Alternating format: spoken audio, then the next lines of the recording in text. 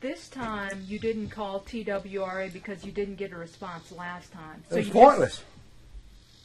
But TWRA knew about gun shows. They had to. We had YouTube fame. We aired on CNN, All Things Anderson. Right This Minute TV. The Jay Leno Show. But they turned a blind eye. Because I was a small fish then. And at that time, gun show needed to be taken and raised. They had bigger fish to fry. But since all the popularity and the contract signed with production companies to do a television show, I'm a big fish now. So we simply uploaded a video of what Rebecca does. And if I was out in the yard, and she'd be with me, and I'd walk away from her and go in the house, and if that door shut, she'd start screaming. She'd want in. I'd have to let her in. Wherever I went, she went. So I'd go get in the shower.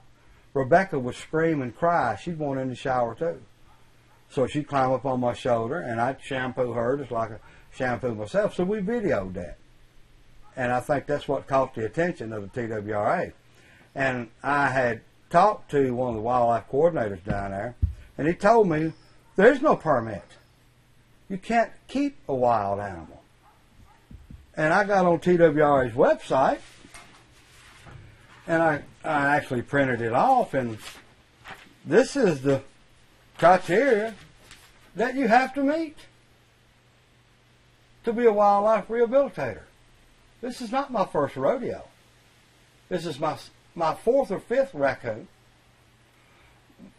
I've got rabbits out here in the yard where I've been bush hogging, and I'll destroy a nest. I'll raise them. They're out here in the yard. I can't distinguish one from the other, but they're here. Squirrels. I got a possum. Comes here every night to eat. He's in the wild. So TWRA says it's illegal to own or, take and raise an animal from the wild, that's illegal, period. Exactly. Well, and if that be the case, you can go into any biology class throughout the state of Tennessee, and if there's a tadpole in a fish tank that they're watching turn into a frog, if there's a salamander in a terrarium, if there's a garden snake, if there's a box turtle that a child brought in for show and tell, he is in violation. And if the law applies to me, it applies to every school in Tennessee. Well, okay, yes, I see your point there, but these are larger animals that we're talking about. Size is not an issue here. That possess, they're associated sometimes with rabies, and they can be dangerous to Raccoons handle. will not contract rabies unless they come in contact with another sick animal. Mm-hmm. Well, what about the danger of keeping an animal that large that still has its wild instincts? If it's imprinted, it doesn't have that instinct anymore. It's domesticated. And my complaint is, if Rebecca is too far domesticated to be returned to the wild, then she'll live out her life in a cage to be paraded around to TWRA events, schools, universities, still in captivity. But if she is reintroduced to the wild, then all it takes is $28 to go buy a hunting license. And this winter, she'll have to dodge this or dodge this because she becomes legal game. And I kept her from being legal game. I kept her from being in captivity. What I did should be commended, not condemned. So, I asked the governor of Tennessee, pardon me, I beg you, help me obtain my rehabilitation permit. Let's make this go away. Rebecca will either spend her life in a cage in captivity, or she'll be having to hide from humans the rest of her life. What do you want? What do y'all want? I don't know. You want her in a cage? Or do you want her to be killed? She don't suffer that here. She's not in a cage here. She'll never be hunted here. This is a haven. How long have you had her? We estimated her birthday at May 1st, and it was about second week in May. The TWRA approached me on the 30th day of July and asked me to surrender her. Had I not surrendered, I'm sure that I would have went away in handcuffs. So you had her since May, so that's a long time for her to get attached to you. Now, do you say an exception should be made because you're an official wildlife rehabilitator? I haven't got the permit, but I do meet the criteria. Okay. So are you trying to get a permit to become a rehabilitator? I haven't made it that far yet. Connie and myself are trying to get any necessary legalities out of the way. But it's become so big, it's not only nationwide, it's worldwide.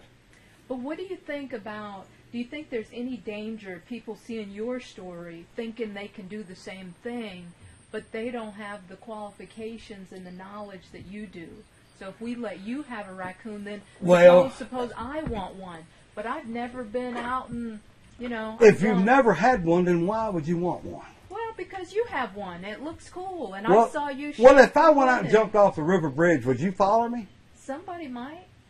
But I'm just saying. That's their cross to bear. But I'm just saying. If you do not know animals and you do not have a history of rehabilitation and knowing wildlife behavior, no. Don't pick up anything you do not understand. But do you understand the danger that people may want to copy you? Well, people are going to copy everybody. People try to look like Britney Spears. No, but do you understand? Do you get that if we let you have one and you don't have the proper permit and license, then somebody else who is they're not letting me have one without the proper permit. I'm trying to obtain that. Yeah. I know wildlife behavior. This is not my first rodeo. I've been doing this all my life. I'm 55 years old. I just didn't start doing this yesterday. Yeah. So,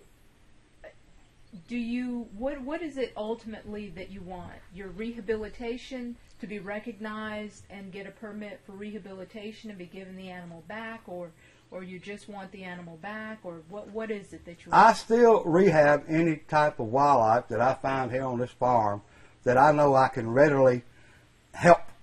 Now, there have been times people have brought something to me that's beyond my area of expertise.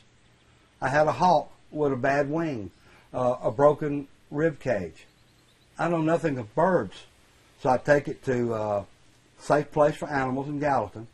They would in turn get it to Walden's Puddle to be rehabbed.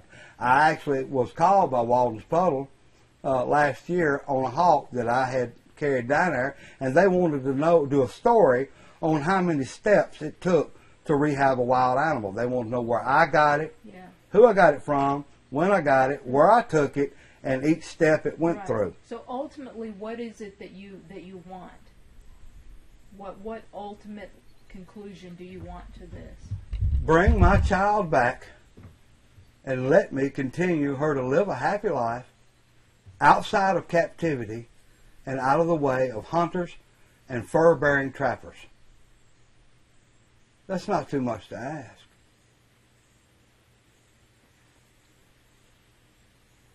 Don't freeze up on me. But it's against the law. If you have the proper documentation. But you don't have the documentation. I'm trying to get that. And the law we're speaking of is man's law. But you're putting the cart before the horse. You got the animal, and now you're trying to get the permit. Get the wheels turning, yeah, because like I said, I had called TWRA in the past over the last raccoon. They did not respond. They didn't respond. 3 phone calls, you don't respond. If I call you 3 times and you don't answer, I assume you don't want to talk to me.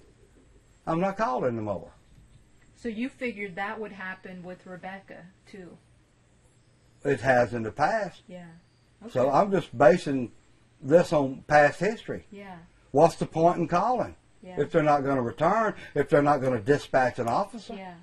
So now, what does it take to get your rehabilitator's license? I'm not sure.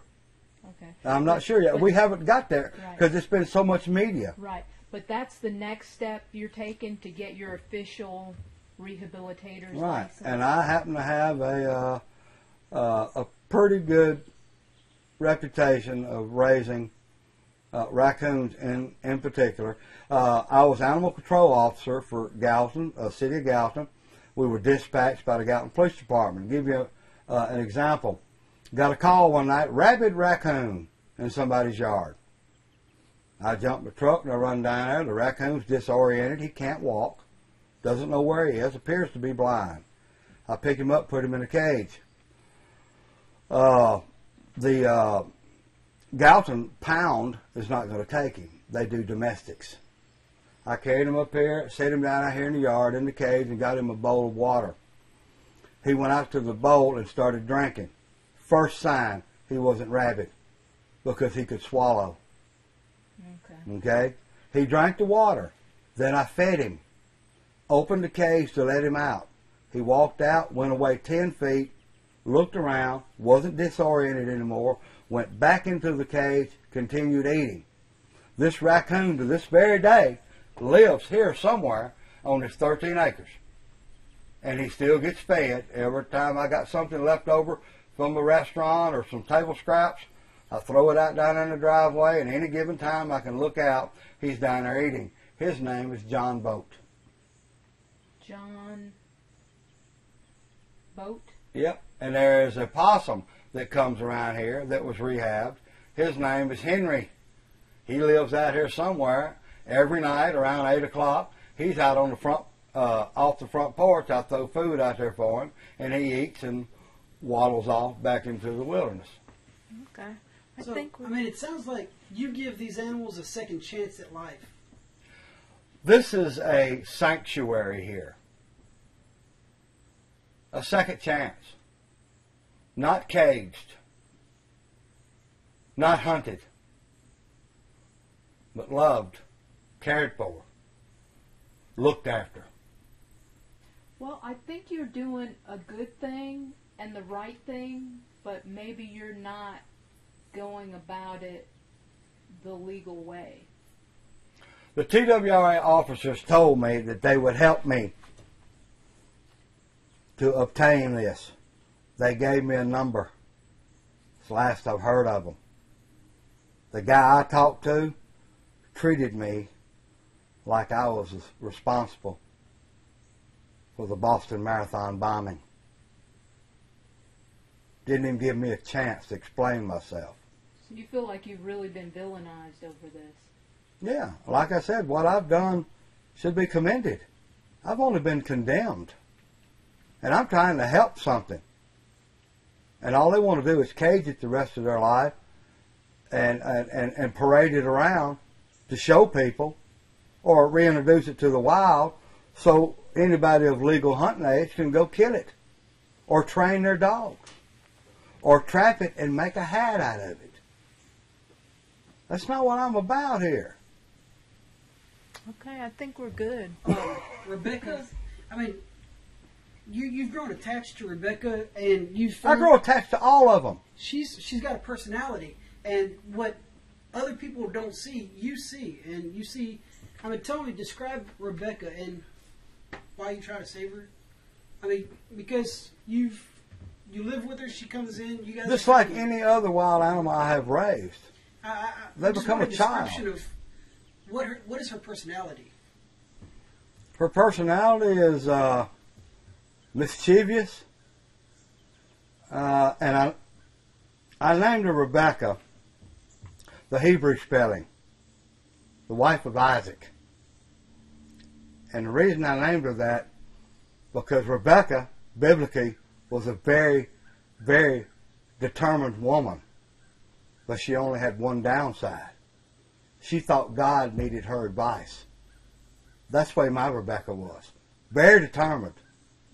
And she thinks God needs her advice. She thinks I need her advice. I'm trying to steer her in the right direction.